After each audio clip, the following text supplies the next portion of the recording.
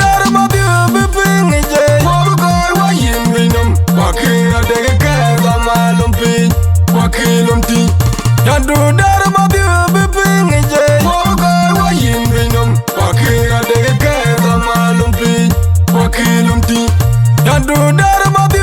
ping je mo ko wa yin binum wa kira de ka da malum pin wa kilum ti daga yela limelia ku bagadim tingu ya rendi dara ge jam bagen jaloring bagadi bangum erinei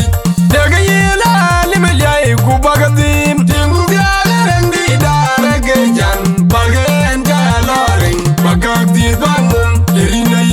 dogam yo de jilga banya gwajin gdiet aliko yirin ga bol gurin ga chul anji di rendi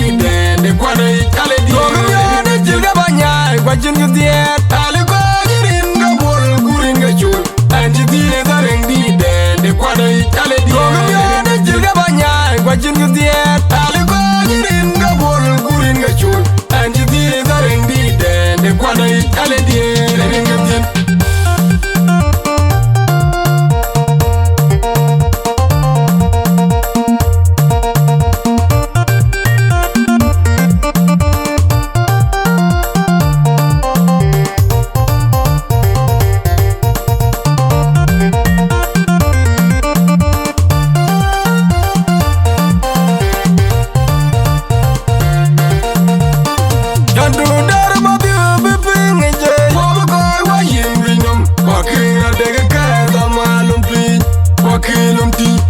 yandu dar ma bi ping je mo ko wa yin binum wa kira de ka da malum pin wa kilum ti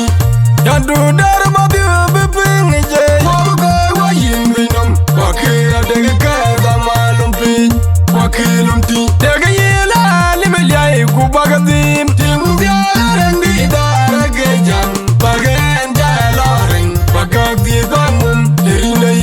daga yela limelia ku bagadim tingu ya rendi dara ge jam bagen jaloring bagadi bangum erinei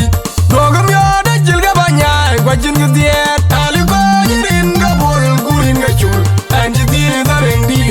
de kwanai kale di dogam yo de jilga banya gwajin gdiet aliko yirin ga bol gurin ga chul anji di rendi de kwanai kale di dogam yo de jilga banya gwajin gdiet aliko yirin ga bol gurin ga chul anji di rendi de kwanai kale di ringa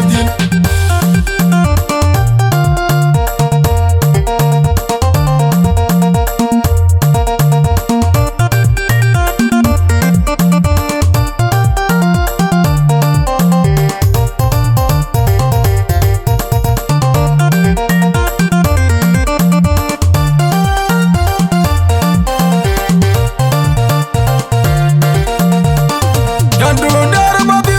ping je mo ko wa yin binum wa kira de ka da malum pin wa kilum ti yandu dar ma bi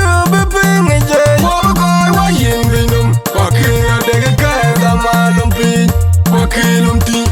yandu dar ma bi ping je mo ko wa yin binum wa kira de ka da malum pin wa kilum ti daga yela limelia ku bagadim tingu ya rendi dara ge jam bagen jaloring bagadi bangum erinei daga yela limelia ku bagadim tingu ya rendi dara ge jam bagen jaloring bagadi bangum erinei dogam yo de jilga banya gwajin gdiet aliko yirin ga bol gurin ga chul anji di rendi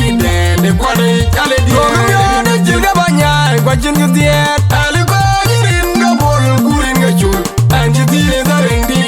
de kwanai kale di dogam yo de jilga banya gwajin gdiet